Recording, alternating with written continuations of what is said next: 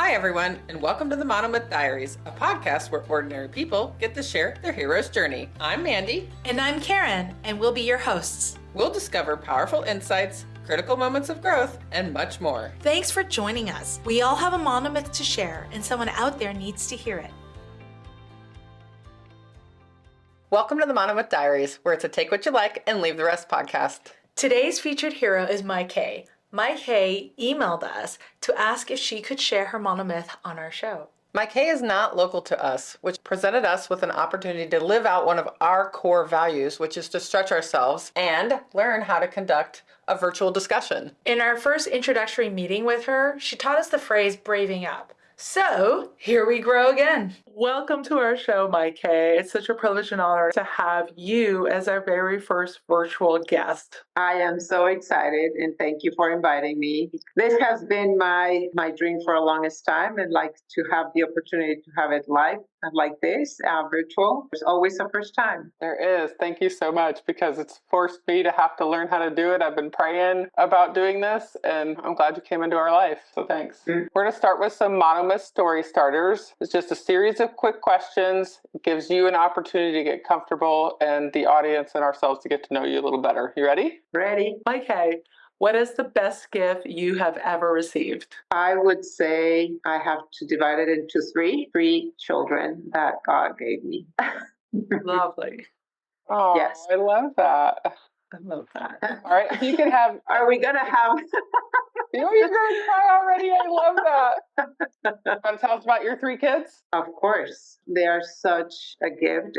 And I have three children. My oldest is 29. He graduated in Boston, and we live here in Houston. And then I have my 27-year-old. It's another boy, and they are 2 years apart. He has been my greatest teacher. He was born with some immaturity, so I studied psychology, and my thesis was in early stimulation. So I got to practice everything that I learned for my thesis with my child. So he was meant to be. Then the third one popped up, and she was a girl. My middle child did not walk until he was 2.5. So when she was born, it was like I had twins, even though they were 1.5 years apart. Yes, they are true gifts for me. If you could have any job for a day, what would it be? Conversations with women, just learning about their life, like be a sounding board. And that is my real passion, listening and guiding people. So, Maaike, this is a really deep question. Coffee or tea? Both, but I must say that a morning coffee I wouldn't change for anything. There was a period in my life that I needed to remove coffee, changed it for green tea, which has great antioxidants. Bullet coffee is my go-to. What is your favorite season and why? Spring, because it's like the rebirth. There's so much newness and freshness in the air. What is your favorite holiday? I do think it's Christmas because it's the gifting, but I never believed in gifts like so many, like physical gifts so much. It was like a challenge and struggle and stress when I first got married and going to the family's Christmas and see who gives what and the presents. And I always said, presence before presents. And for me, being there present was much more important than the actual presents and the gifts. And this past year, I left Mexico almost 18 years ago, and we got opportunity to celebrate Christmas in Mexico, me and my children, with my family. We had no physical gifts. It was all presents. We got to prepare something really special just for one person, and we did like an exchange, but really thoughtful gift about that person. And oh my gosh, it was like incredible, that creativity that everybody had. It touched all our hearts, and it was like, I'm gonna cry again, but it was so beautiful. It's like, I wish that for every single family to have that. It was beautiful. Yeah. I kind of feel like the purpose of a holiday is to remind us of something important. And what you just shared just encapsulated that. So thank you. Yeah, I love that. We have in the studio Because I know we've told the audience that we're actually recording our very first virtual podcast, but normally we're in the studio recording, and inside the physical room, we have a wall of things that people say, like quotes. So we'll have to add that because I've not heard anybody say presence before presence. That would make a great t-shirt, by the way. We always talk about great t-shirt lines, and that's so true. It's hard to stay in the moment, be present, not to get hung up on all the nonsense. So yeah, thanks for that reminder. So what is your favorite childhood memory? Traveling with my parents to Baja California. We didn't have so much money to be able to travel too much, but that was kind of the first adventure that we had. And it was just, again, the connection that I had with my parents, my siblings, and we got to travel together without any stress and just relax and enjoy. What was your favorite movie? Mamma Mia is my favorite show and movie and music. And it's like, if I'm feeling a little sad or I want to pick up my energy, like Mamma Mia, that's my dream, to go to Greece to sing Mamma Mia and just be in the show.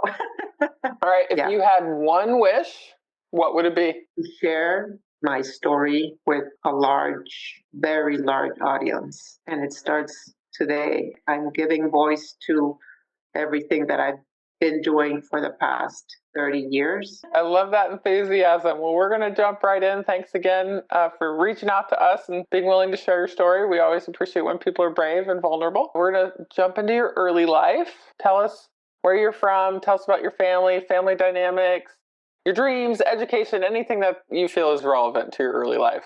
I was born in Mexico City. My mother is from Holland and my father is from Mexico. So they have a saying that I like to share here because it's very unique. It's like Dutch cheese and Mexican tortillas. What a delicious quesadilla. So they said that in their wedding. Very unique, two cultures. We spoke Spanish at home, but my mother grew up in the US and they wanted us to really know English because all her family was living in Seattle. So that's where she grew up. So we had English at school and Spanish at home. We never learned Dutch because my father did not know Dutch and he did not allow her to speak us in Dutch. When I was 2 years old, my father was sent to Brazil to work.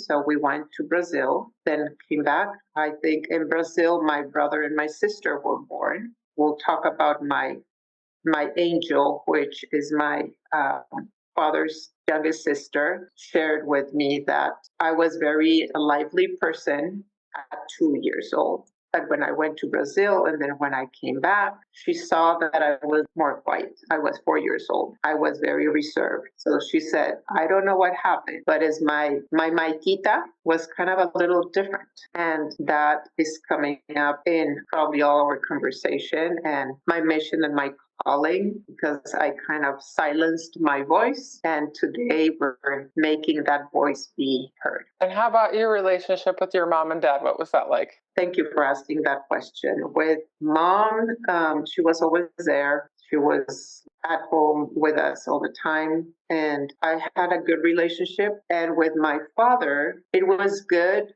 while I was a little child. When I became a teenager, he never thought we were going to grow up.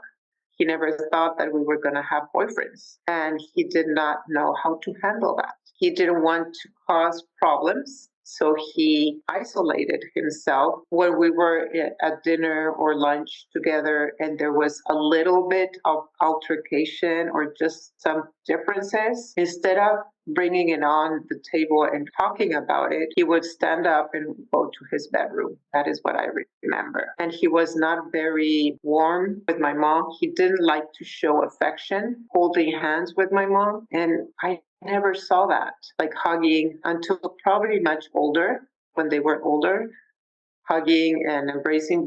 It was my mom to my dad, not my dad to my mom, not that I remember. So I think there was a lot of kind of confusion in me to what is a relationship with parents. And I think I have carried that along, even though I have been caring and loving, but not as affectionate, probably, with my relationship, even with my husband. I had always open conversations with my mom, not with my dad. And I know that when I got married, I wanted to talk with my dad so bad to tell him how I was feeling. And I was curious about his life. He never shared anything about his life. And his father was an alcoholic and he was not a present dad. So you can understand why he was how he was. So for me today, this is a gift for me to heal past generations, my father, right? It's like giving the voice that he did not express ever and those emotions. And it's hard to be vulnerable. It's hard to share emotions. It's hard for others to see how you really feel and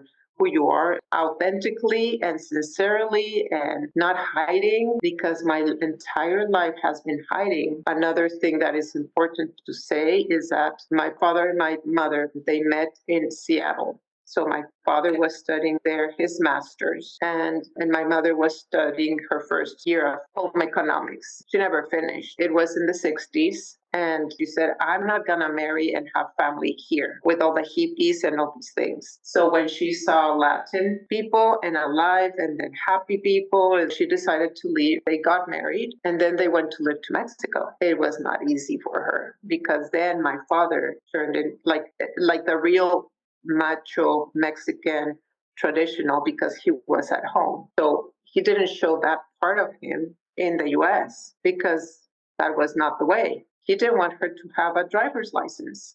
So everything that my mother did, she did it sneaking, like behind his will. Because if she asked permission, he wouldn't want it. That is the example that I have, that if you want to achieve something, you don't ask permission and you do not say anything and you do it behind closed doors, right? And that has been the story of my life. And it has been hard, very hard, because it has brought consequences. Now that I see it, I understand it. But for so many years, it's like, why do I do things hiding? Why do I do things and make decisions hiding and not asking? I don't want rejection. And that was my father. He did not like rejection. And something important to say, my parents used to have a weekend house in Valle de Bravo, which is close to the lake. And my husband and I loved going there. My father, he was very disciplined by the book, and his rules were not clearly spoken, but they were kind of imposed. But one time, my husband came down to breakfast without shaving. My dad did not like that. And he came in and gave him a mirror. And he said, if you come to breakfast at my house, you have to come down shaved. My husband did not like that. He does not like to be told what to do. That was a little disruption because I didn't support my husband. I supported my dad. That was not a good sign. He said that I should have supported him because I'm the wife. So you study in Holland and then you moved back to Mexico. Is that correct? I studied psychology in Mexico. While my thesis was processing, I was able to go as an exchange student to Holland. It was incredible. I got to study and meet a lot of people. And so I come back, my thesis was ready. Then I did my actual graduation and presented my thesis. So now it was time to go to work. You're a married woman and you keep referring to your husband. Do you want to walk us through that? That's been a journey. So that was 2.5 years in. So we still dated 2 more years. So it was 4 years or 4.5 years before we decided to be married. I was 26 and he was 29. He said he wanted a kid by 30, but we have very little money at the beginning. I would cook in a sandwich, like a grilled cheese sandwich, and I had the microwave and I had like a bucket to wash things. That was the beginning of my marriage. So when we had our first child, it was healthy and a big boy. I had prepared myself for the pain and the natural birth. It was a C-section. After having the baby, and then it's like, okay, you cannot go upstairs. My house had 2 stories. My husband was finishing his master's, so he had to go to school all afternoon and work in the morning. So he was not home. He just came back, prepared me some dinner, yogurt with fruit, so I could have something in the afternoon because I could not go down to the kitchen. 3 months upstairs alone. So that has been the story of my life, always alone with my children, figuring things out on my own. And he was a provider, money provider, emotional. I then had a second child and then my third child. And I never asked for his help because I assumed that he was a provider of money and I would do everything else. Never talked about roles, never talked about duties, but I assumed the role and we never talked about anything. Between Holland and marrying your husband, had you worked at all? I worked while I was in college. And then when I came back, I was working as a teacher and also in a department of psychology, giving psychotherapy to little children. So in my first years of marriage, I was working all the time until I had my baby. So I had already my daughter and my son. I wanted to provide, I wanted to have some income. So there was a little school just like up the street of my house. So I went to the directors and I said, can I be a sub? Can I help you out? Because I wanted my children to attend the school. I needed some breather. I needed my me time because I was like all things mommy, right? I didn't have time for myself at all. And I would come with my second child. My first child was at the school. My second child was at the school and I had a newborn baby, but at least I felt I was doing something else other than motherhood. And then you hit a milestone right around the age of 40. Can we talk about that? So all these years, we had this seed in our head that we would like to go live abroad.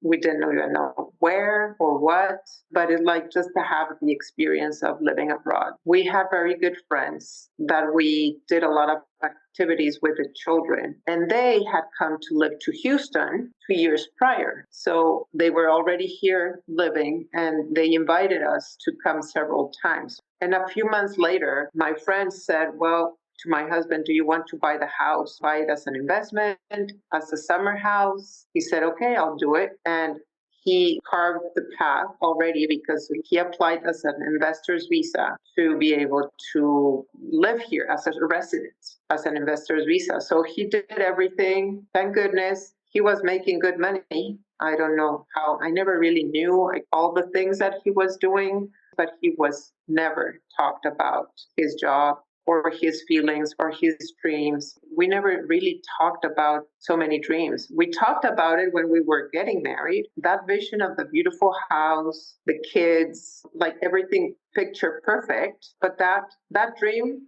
stopped right there. We never talked about what comes next. I turned 40 and I was working with my mom at the time as a liaison of representing schools in Canada, the US, and England for us to help families to be the matchmakers of the school with the child's activity, what he wanted to do. So I was applying kind of my psychology right there and I loved it. So this was my mother's business. And the dream for my mom was for me to keep that business. So she started it and then she trained me and we worked together. I never told her that I was going to leave the country until we got the visa. Those 6 months, I didn't say a word. My husband said, don't say anything because se nos va, se va, which means if you say it, you speak it out loud, it might not happen. I should have kind of said it at least to my mom, but I was honoring his word. Then at 40, I did this big party for my 40s with all my friends. It was my celebration, but it was also my farewell. But I announced that I was going to leave the country. It was like a big shock for everybody. I gave them like 2 weeks and we came, we unpacked, we arranged everything. And then he said, okay, I'm going back. His job was in Mexico. So when I dropped him off to the airport after that 2 weeks, I sobbed on the way back. I'm in a new country with 3 children. How old are the children at this point when you decide to stay without him? 6, 7, and 9. And it was supposed to be for 1 year just to see how it goes. Yeah, we were kind of experimenting. You've also given up your career, right? You were working with your mother. Mm-hmm. So when you come to the United States, do you have a job? Great question. So in order to, like the investor's visa, he had to invest in something. So it was a storage facility. And at that time, I think he had purchased one house or something. So he bought this storage facility that already had tenants and everything. In order to live here, we need to manage this. I'm a psychologist, okay? I have no knowledge of administration, of nothing. And he goes, here, this is what you're gonna do, and you're gonna manage. Again, I just assumed this is what you're gonna do, and this is your ticket to live here. And you're trusting him to take care of you financially. You were trusting him. Yeah, and he did. But I just trusted everything because, like, okay, I'm having a great life here. And he would go back and forth every weekend. He would come for all the events for the children. But he was with them, but not with them because he was an official for the summer league for the kids. And he was like the head of the officials. So he was working all the time versus being with the children. So you're here in the United States. Your husband's coming back and forth. Did you have any other support helping with the kids, helping with this business? Actually, no. I managed everything. Since my husband did not have a good relationship with my family, I kind of left and kind of cut cords with my family. I didn't even go back very often to Mexico. And now that I go back, it's like, what, Maaike, what were you thinking? And I didn't know how to set boundaries. Again, the story of my dad. Emotionally, like I would do everything. I was a good girl. I would zip my lips and then, like, whatever he said, I would do. And if anything was in contrary, it like I didn't want conflict. So I did everything that he said. If he would agree or not agree, like, okay, this is what I'm doing. He always he was all managing all things, papers, banks, and things. I would trust him because he was my husband. So you're slowly losing yourself. Is that how you would describe it? Yeah. You're losing your voice. You're losing your identity of who you really are because you have given up everything that you know. Even though it didn't show, right? I never showed that I was like feeling like that. But inside, I was so lonely, so lost, and especially with the menopause, perimenopause, like I was feeling tired. That's when I knew also that I was in perimenopause, my breast pain and then night sweats. But I didn't even know how to describe what I was feeling when I was emotional. I would cry, but kind of hiding, like on the bed, the same bed, and I'm crying, turning. It was seldomly he would hug me to kind of console me and I'd like to express. He does not know how to manage emotions either at all. So I married someone who does not deal with emotions like my dad. That's why they didn't like each other. What were some of the challenges you experienced during the immigration process? Here you are, you're coming in from another country. There's probably language, no network, as you said, all your friends and family were back in Mexico City. And then your husband's like, okay, I'm leaving. You're going to take care of everything.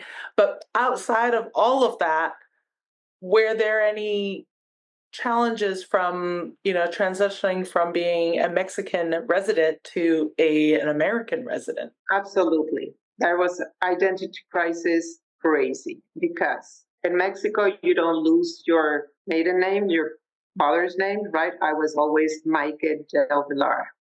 So in Mexico, when you get married, you are your name, your last name, and you belong to as married. So de Sainz. I would be Maaike del Villar de Sainz. It's too much, right? Too many last names. And my kids were Fernando Sainz, Gerardo Sainz, Renata Sainz.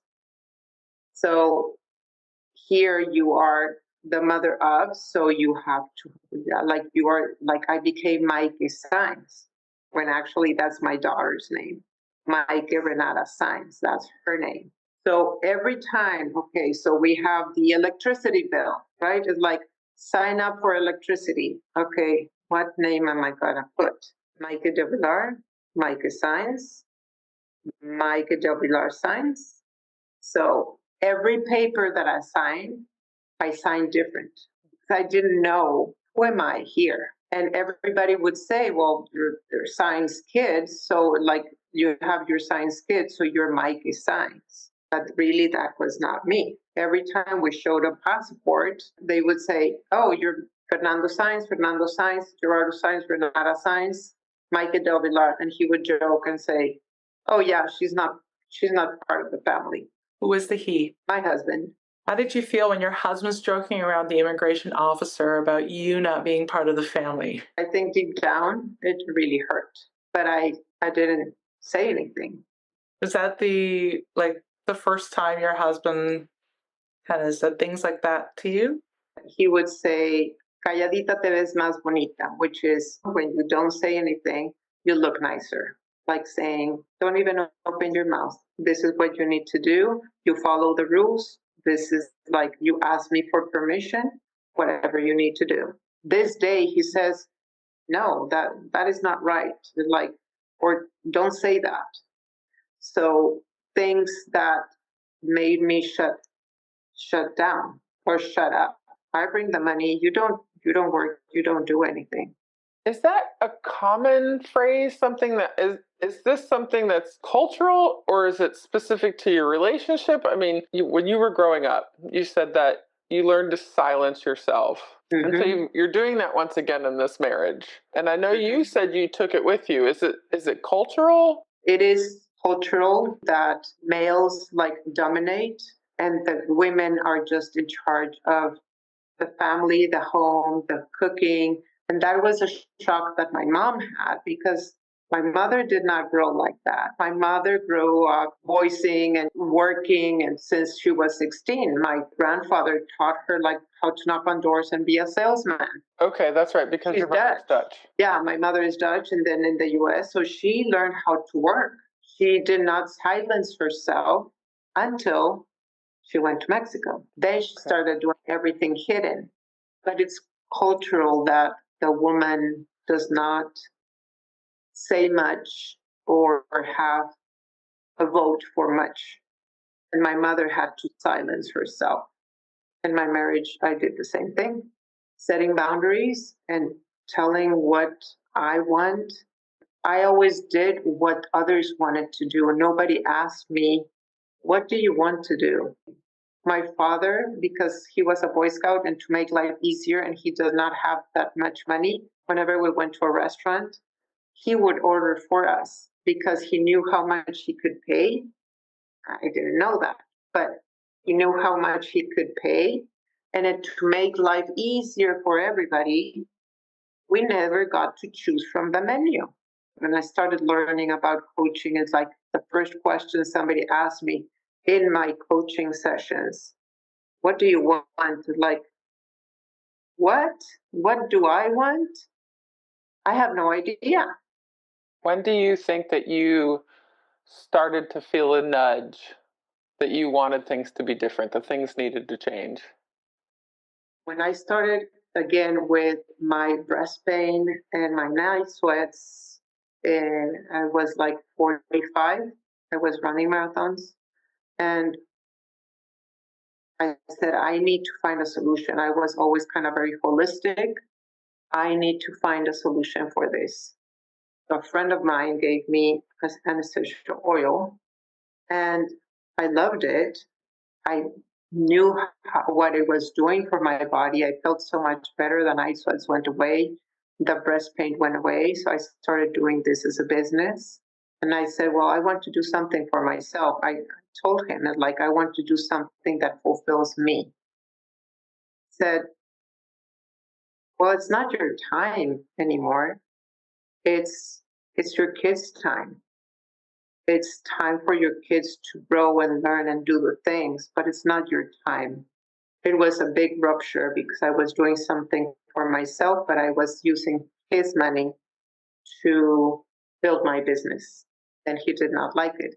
He said that if it does not bring you money in a year, you will drop it. I did not keep that promise, and I kept that for 11 years. That was the separation of our relationship because I did not respect what he wanted for me to do, and I did not follow the orders that he wanted. But that was just like the catalyst because I did not follow the things. It just kind of created that separation. Was there any other major event that happened that made you go, okay, something needs to change. I cannot continue being the good girl who stays silent and follows the rules and lives for everybody. It sounds like you spent a lifetime living and serving everybody else except for pursuing the things that you've always wanted to do. Okay, so yeah, my dad started having cancer, tongue cancer. He had to have severe treatments in his tongue. And then he started having a little bit, I think, of kind of dementia, but he became very aggressive, angry, forgetful. I really never went to visit him when he was going through all of these treatments because my husband did not have a good relationship with him and he would never pay for me to go and visit him. And then he passes away. And I said, I need to go. I kind of begged him to pay for the ticket for me to go. Yeah, since there was not a good relationship there, he would never support me going back. So I missed all this time of my father declining.